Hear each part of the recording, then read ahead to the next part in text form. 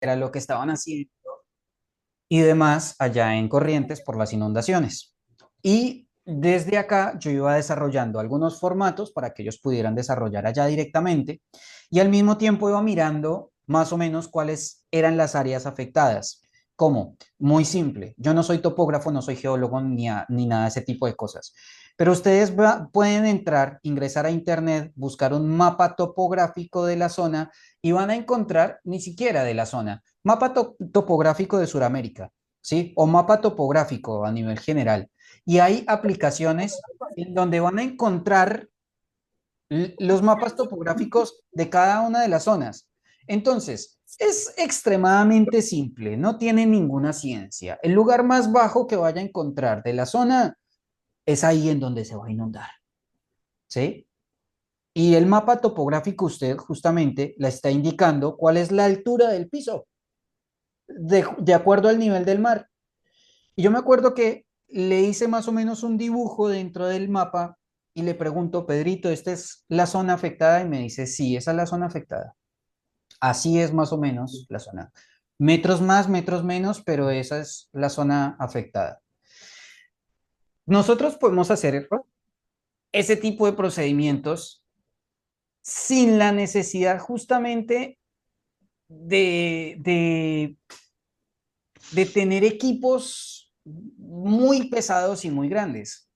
Podemos trabajar sin ningún inconveniente, solamente hace falta un poquito de querer hacer las cosas en algunos aspectos. De observación y monitorización, como por si acaso, el estilo. Existen, por ejemplo, estaciones meteorológicas, sismógrafos, limígrafos, pluviómetros, equipos de monitoreo de calidad de agua, radares meteorológicos, cámaras y sistemas, muchos más los elementos que pueden llegar a funcionar. No necesito. Hay muchas personas que los tienen y que suben los datos. Llegar a hacer algún curso para entender de pronto de qué van esos datos. O consideran entender el satélite del sistema meteorológico y dicen, no, es que va a llover terriblemente y a los 5 minutos paró el agua, pero porque no están entendiendo y no están leyendo el resto de parámetros que le está diciendo una imagen. Y eso suele pasar constantemente. Síganos, sistema de alerta temprana. El EDAN son datos. Cuando usted se va para una intervención cualquiera que fuere, necesita datos. Bien, perdón un momentito, ahí estoy leyendo el chat. Eh,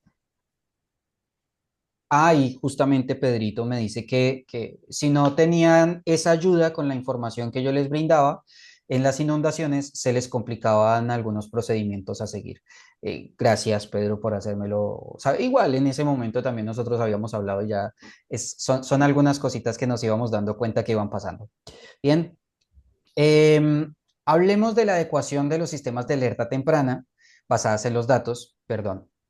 Em, Cuando nosotros establecemos lo que son los datos en EDAN, tendemos a tener algunas equivocaciones muy grandes. Es más, ustedes se fijan, por ejemplo, Golfredo, ¿quieres decir algo? Perdón. No, tranquilo, no, Ok, nada. perdón. Entonces, cuando ustedes, por ejemplo, quieren desarrollar una análisis de datos basado justamente en las planillas de datos desarrolladas, por ejemplo, por USAID o algún modelo similar siguiendo los parámetros de USAID, se van a dar cuenta, por ejemplo, que los datos son extremadamente abiertos y muy globales, ¿sí? Cuántas casas, cuántos lugares, muy poco se pregunta al respecto del evento en sí como tal, sino que se mira de una forma muy global la intervención. Y eso es claro y es lógico porque las planillas no están desarrolladas de acuerdo al evento como tal, sino que están desarrolladas solamente a hacer un análisis específico de las necesidades y demás. Ahora, el problema de esto es que cuando se utilizan formatos fijos o formatos que no son digitales, sino analógicos, como las hojitas, tendríamos que esperar a que la persona vaya, realice los datos, se fijen absolutamente todos esos datos, vuelva a la hoja, el coordinador se fije en esos datos, establezca cuáles son los parámetros, haga un análisis de esos datos y envíe filtre la información y la envíe a una central en donde volverán a filtrar esa información, se volverán a fijar que la información sea correcta, si es que trabajan bien. Y hacen la solicitud de elementos, por ejemplo, de donación o logísticos y lo que fuere. Entonces, en aquel instante llegan hasta el otro punto en donde está la otra persona, se dieron cuenta que hay una cantidad de parámetros que tengo que seguir. Es como cuando yo quiero hacer algún papel en el gobierno. Es mucho el proceso. Entonces, pues lo más lógico es que las ayudas después de las 72 horas es que van a empezar a llegar. O sea, ni siquiera las ayudas es que vayan a llegar a las 72 horas, van a empezar a desarrollar esa actividad de obtención de ayudas, donaciones, esto, lo otro. En cambio, cuando yo tengo al personal en campo llenando esos datos al mismo tiempo, cuando yo estoy verificando la información que me dan los SAT, que me están diciendo, ok, va a llover más, va a llover menos, no se preocupe que ya no va a llover tanto. Yo ya puedo establecer automáticamente los parámetros de trabajo con los equipos operacionales, ¿sí? Lo mismo pasa, por ejemplo, con los vientos cuando están los incendios forestales, ¿sí? Yo ya sé para dónde va a ir el viento con 5, 10, 15 minutos o una hora de anticipación, porque me lo está brindando esa información algunos satélites y algunos otros lugares, ¿sí? Y algo prefiero que se pierda por allá media hora que aparece en algún lado. Bueno, le recomiendo el micrófono, por favor, gracias. Saferi, ¿quieres decir algo de pronto? Te apagué el micrófono, perdón, pero no sé si quieres decir algo. O Safeti, in your hands. No. Bueno, entonces, absolutamente todos esos datos, cuando yo los plasmo directamente en una plataforma y los coordino y los cotejo, yo ya voy a saber entonces con tiempo de anticipación qué es lo que va a pasar antes. De esa manera, como lo dije anteriormente, me acabo de acordar, yo ya sé cuáles son los parámetros de trabajo en campo. Y asimismo, yo ya sé cuál es el proceso a continuar, cómo trabajar de la forma más adecuada y coordinada posible entre las diferentes instituciones. Bien, acá tienen un pequeño organigrama de cómo se trabaja, por ejemplo, lo que son los sistemas de alerta temprana. De acuerdo, ese SAT a una tarea específica, porque, por ejemplo, si yo tengo una base meteorológica, el pluviómetro en incendios forestales, ¿sí? Pero sí me sirve muchísimo la información de la dirección del viento, para dónde va el viento, cuál es la fuerza del viento. Porque asimismo, con esos ciclos que tiene el viento, una información adelantada y me dice, basado en los datos, el viento va a girar hacia tal lugar. Entonces, como yo ya sé que el viento va a gire en una hora, pues yo ya voy a mandar directamente mis equipos hacia el otro lado para donde va el viento. De esa forma, voy a agarrar el incendio por donde corresponde y empezar a trabajar, porque voy a quemar a la gente. ¿Sí? Reconocimiento del lado izquierdo, bueno, el lado izquierdo, reconocimiento de los eventos en los que el SAT genere beneficios. Entonces, es necesario justamente saber para los beneficios del SAT, ¿sí? Para ese caso necesito personal profesional. Si nos vamos, por ejemplo, al centro, información, ¿qué es lo que yo necesito saber? ¿Basado en qué? Basado en ciclo de la emergencia, basado en el tipo del terreno que tengo, porque ya hubo alguien que fue a esa zona en donde había un potencial incendio estructural o un tipo de especie arbórea es esta. Se quema fácilmente o no se quema fácilmente, o no es relativamente húmeda. Y esos datos, a la hora de, en datos de incendios forestales, son Campbell.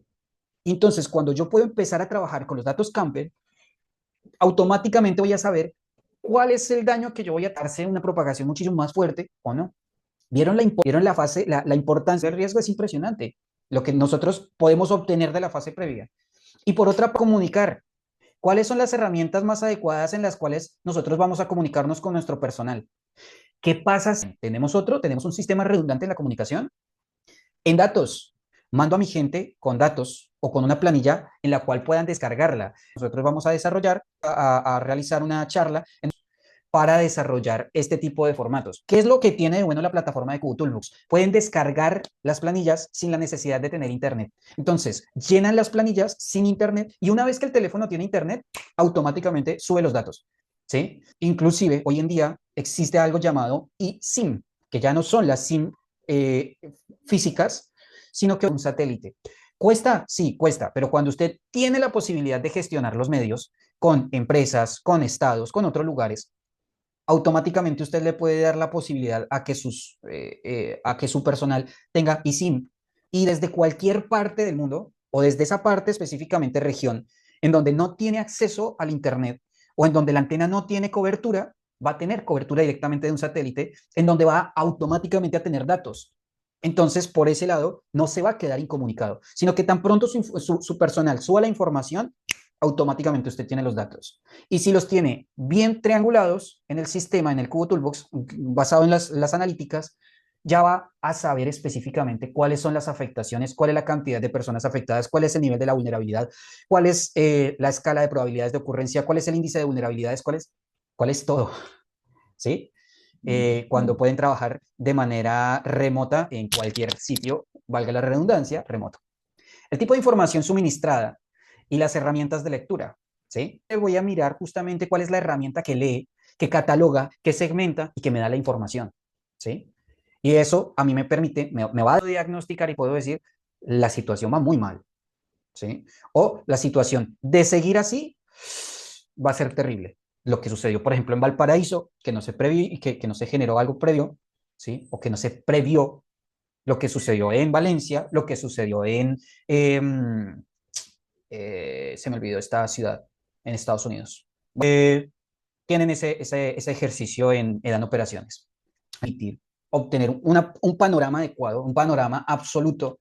Y por otra parte, establecemos la empatía, porque con la comunicación es esa empatía interinstitucional. A nosotros, como tal, nosotros les decimos, mire, nosotros trabajamos de esta forma y obtenemos estos datos que a ustedes les sirven. Leer hacia dónde va un incendio forestal, ¿a quién más le puede llegar a servir esa información? Si yo no soy bombero. ¿Vos a los bomberos?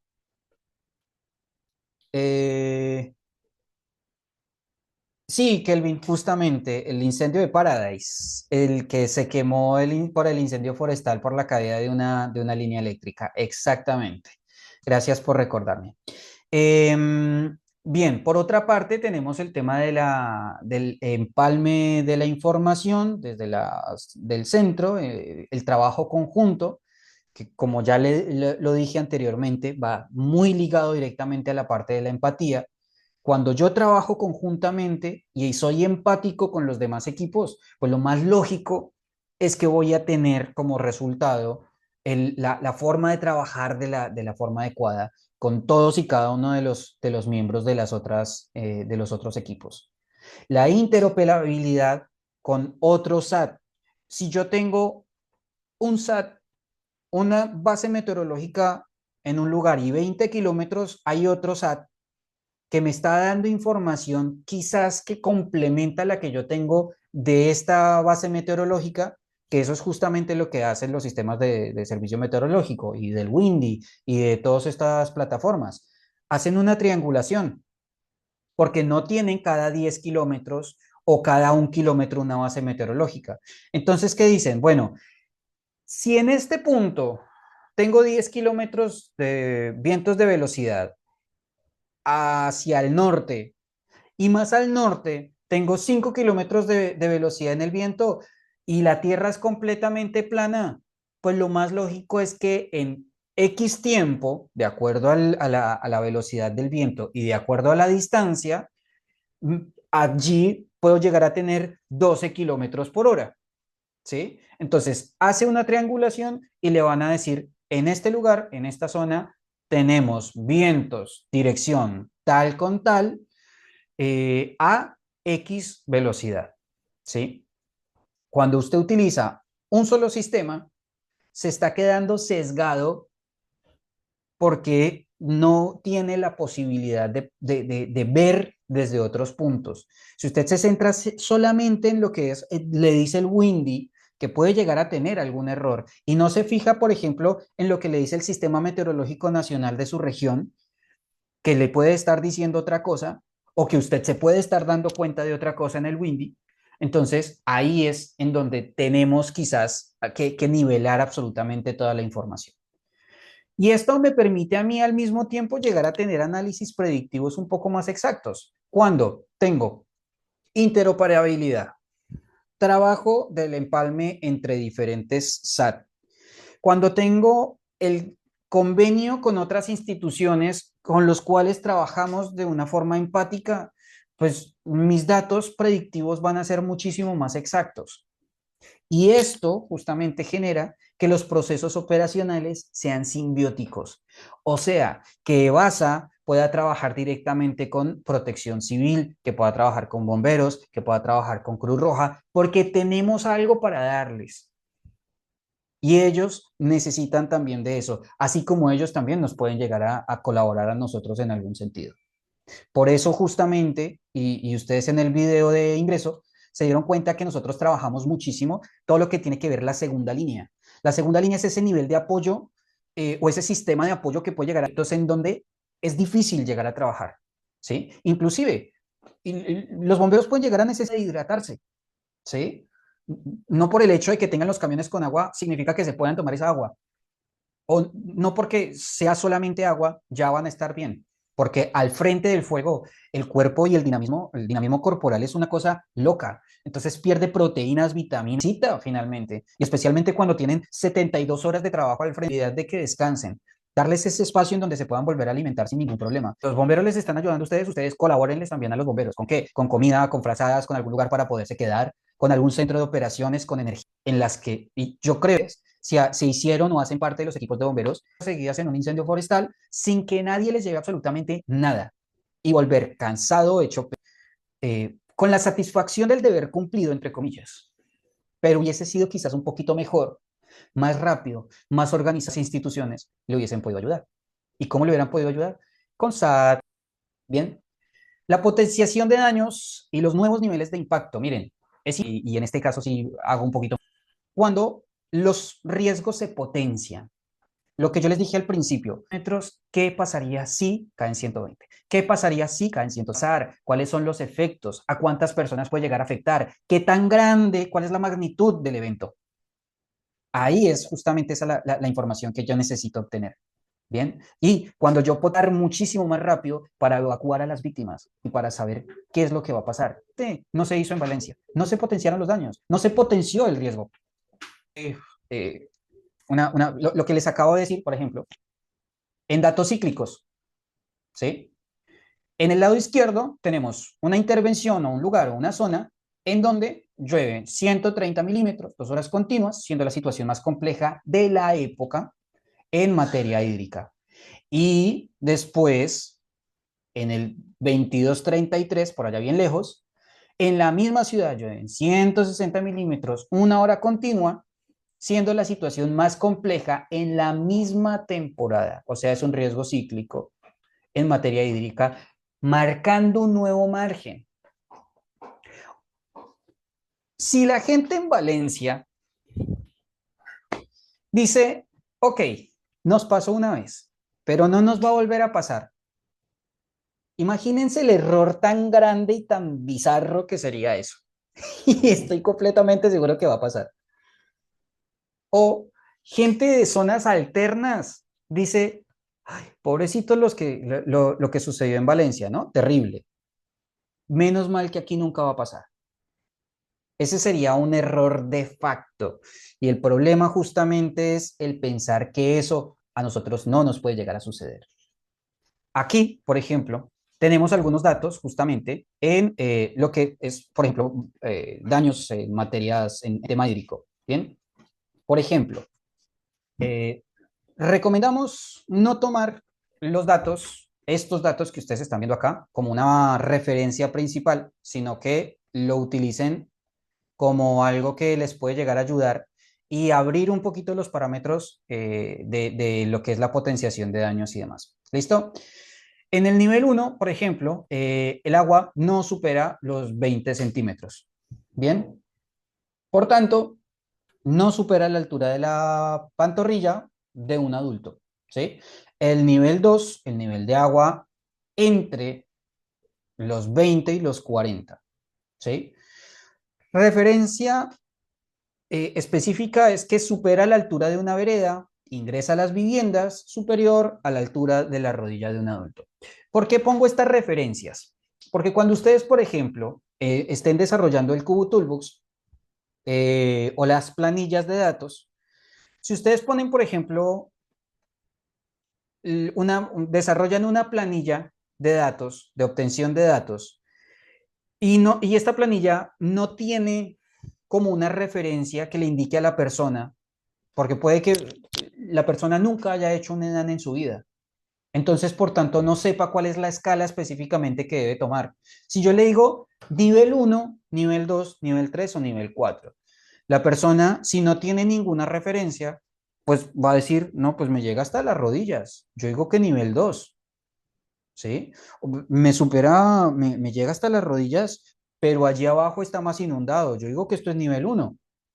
Me llega hasta la cintura, pero a 5 cuadras llega hasta el pecho. Esto es nivel 1, ¿cierto? Entonces, como no tiene ninguna referencia, no va a saber específicamente qué es lo que tiene que seleccionar.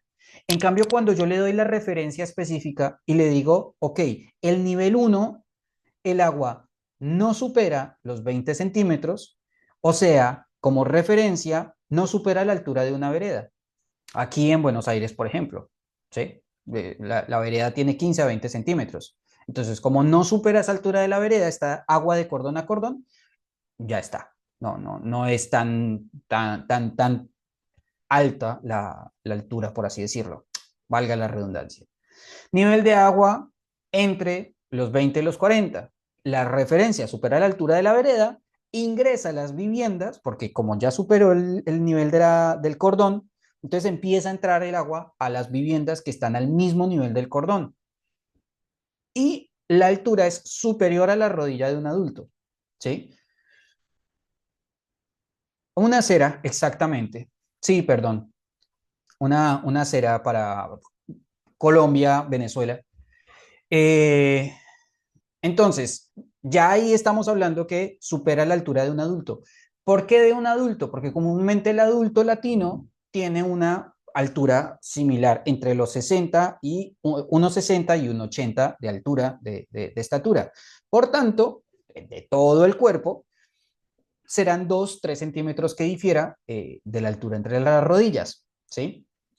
Es por eso justamente que se pone la referencia de un adulto, a menos que el adulto sea muy chiquitín, entonces en ese caso ya cambia la perspectiva. El nivel de agua entre los 40 y los 100 centímetros lo supera, entonces alcanza ya a la cadera del adulto. Y por último, el nivel 4, ya el nivel, por ejemplo, supera los 150, el tren superior del adulto. Entonces, esto a nosotros nos va a servir. Pero ¿qué pasa cuando nosotros potenciamos el riesgo? Si nosotros potenciamos el riesgo, el nivel 1 puede ser ese número del nivel 2. Porque si yo me quedo solamente con la referencia de 150, ahí estoy entrando justamente en un error, en una equivocación de facto. Porque acá llueven 160, 100 milímetros a 120. Y si llueven 130, pues lo más lógico es que va a superar el tren superior del adulto. Y para eso no tengo ninguna referencia, ¿cierto? Entonces ya es un nivel 5 o es una escala superior más 4. Y si es de 2 metros, es una escala 5. O lo que yo haría es potenciar y entonces ya el nivel de agua en el nivel 1 no es de los 20, sino es entre 20 y 40. El nivel 2 está entre lo que es de los 40 a los 100, el nivel 3 de 150 hacia arriba y el nivel 4 me supera esas alturas. Bien. ¿Hay alguien que quiera decir algo, preguntar algo o algo así por el estilo? Con respecto al curso, con respecto a lo que venimos hablando a nivel general, que no haya entendido algo de todo lo que se mencionó hoy. Yo, Cristina, quería hacerte un comentario o preguntar. Sí, sí, por supuesto. El ejemplo que nos está colocando es referencial. Entiendo que dijiste eso. Ahora, cuando estás hablando de este nuevo parámetro, eh, lo asumo como que también es referencial o hasta los momentos no hay una condición estandarizada a nivel global que nos permita tener esto como referencia, que yo lo considero bastante importante en situaciones de inundaciones. Sí, no, no Pregunto. existe. No existe una referencia específica a nivel global. Ahora, No, nosotros, disculpa, con esto que estamos organizando, o sea, que lo que tú estás dirigiendo, ¿qué estudios se podrían hacer como para tratar de globalizar esta referencia en cuanto a la altura de una inundación que, te repito, lo considero bastante importante a la hora de hacer un levantamiento de datos? lo que pasa es que el problema justamente es la globalización. Ahí está el Uh problema. -huh. Porque cuando yo globalizo, yo te estaría diciendo justamente estas referencias. Entonces tú dices, bueno, pero es que en mi barrio es normal que si llueve en 2 gotas me caiga el agua hasta la cintura. Vamos a poner un ejemplo en Chocó, Quibdó, en donde el agua literalmente les llega hasta la cintura y viven en casas que son de palo, de bareque, con estructuras, ¿sí? Entonces ahí ya automáticamente me está superando los niveles que estamos viendo acá. Con esto lo que pretendemos es que Entiendo. se realicen los estudios de la gestión previo a el evento, ¿sí? Entonces, como yo ya sé, por ejemplo, que esta sección o que esta zona puede llegar a tener la posibilidad de inundarse hasta la pantorrilla comúnmente, bueno, ¿qué puede llegar a pasar si llueve de 80 a 100, que es lo normal, de 100 a 150? Entonces ya no me va a llegar hasta la pantorrilla, sino me va a llegar hasta la cintura. Entonces ahí empezamos a marcar esos parámetros. Pero es indispensable que las organizaciones y las instituciones, ya sean estatales o las que están a cargo justamente de desarrollar esas planillas, se dan, establezcan esas referencias basadas en los riesgos que tienen, porque estandarizarlas a nivel global sería cometer el mismo error que justamente está cometiendo o que se cometió en USAID y que ya queda rezagado, porque es que no me está brindando unos parámetros reales de trabajo. Los parámetros reales ya quedan rezagadísimos de las emergencias de hoy en día. ¿Viste? Ok, gracias por la información. No, no, no, para nada. ¿Alguien más que quiera preguntar algo, que quiera decir algo? ¿Algo así por el estilo? Con respecto a la academia virtual, todos tienen acceso, o sea, todos tienen los parámetros para acceder a la academia virtual, que hacen parte del programa, que están en convenio o directamente no quieren entrar a la academia, van a encontrar esta misma información, información adicional, más lo que yo les dije que van a encontrar adicionalmente. Para poder ingresar, pueden hacerlo. Sí, Kelvin. Sí, yo no recuerdo si estoy inscrito en la academia, no recuerdo. De Kelvin, igual forma, yo estoy, ¿verdad? sí, tú estás. Mm, Estás en la academia, pero no estás matriculado en el Tecnologías Aplicables. Ok, ok. Sí. Sí, yo me acuerdo de todos porque yo soy el que los ingreso a la academia virtual, con la colaboración de compañeros de la coordinación académica, pero yo les hago el ingreso a la mayoría de las personas, entonces me voy acordando más o menos de todos y cada uno. Mi gente, el día de mañana, ¿vieron? 11:57, somos súper puntuales en ese sentido, porque yo entiendo que hacer capacitaciones los fines de semana es complicado y es pesadito. El día de mañana vamos a estar haciendo justamente esto de 2 horitas. Nada, voy a tratar en lo posible, porque fue un tema de pago y todo esto, solucionar el tema del Zoom para que no tengamos que pasar de punto a punto, de acceso a acceso, sino que directamente ya podamos hacer la grabación directamente de 2 horas y podamos descansar 5 minutitos y demás. El día de mañana vamos a estar tocando los temas ya de los procedimientos en el durante, ¿sí? Basado justamente en estos datos. Y recuerden que el miércoles también nos vamos a encontrar 7 de la noche horario argentino eh, para poder trabajar el tema de Windy en incendios forestales y demás. Carlos pregunta que los parámetros para determinar un sitio de inundación pueden variar según el territorio, la topografía, el tipo de suelo y demás. Claro, sí, la intensidad, frecuencia de lluvia y otros factores adicionales que se deben tener en cuenta a la hora de trabajar con los eventos adversos. Mi gente, mañana en el mismo horario, fíjense por favor en los grupos para yo poderles estar informando cualquier cosa. Si ustedes no están dentro del grupo, avísenme directamente a mí, que la mayoría de ustedes tienen el WhatsApp, para que yo los ingrese a los grupos, les pase los enlaces y todo esto y ustedes puedan estar entrando sin ningún problema. Si se perdieron alguna parte de esto, no se preocupen que yo lo voy a estar subiendo directamente a YouTube para que todos ustedes lo puedan ver sin ningún problema, se lo puedan compartir a todas las personas que quieren y que quizás pueda llegar a estar interesadas en algunos de estos cursos. Recuerden que para poder ingresar a la Academia Virtual tienen que realizar una donación ingresando a www.evasasocorro.org y ahí les van a dar todos los enlaces para poder realizar la donación que puede llegar a ser desde $1